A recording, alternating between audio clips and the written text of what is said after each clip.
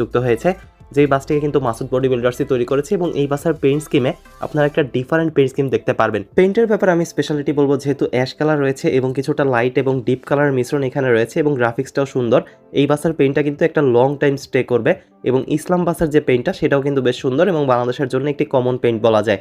সবুজের ভিতরে কিছুটা সাদার স্ট্রাইপ এখানে ইউজ করা হয়েছে।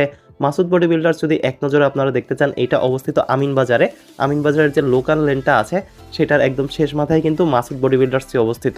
এখানে যে কারিগররা আছে তারা কিন্তু বেশ দক্ষ এবং অভিজ্ঞ। তো যারা আসলে রিজনেবল প্রাইসে কিংবা খুবই কম প্রাইসের ভিতরে একটি কোয়ালিটিফুল বাসের বডি তৈরি করতে যাচ্ছেন, তারা তাদের সাথে যোগাযোগ করতে পারেন।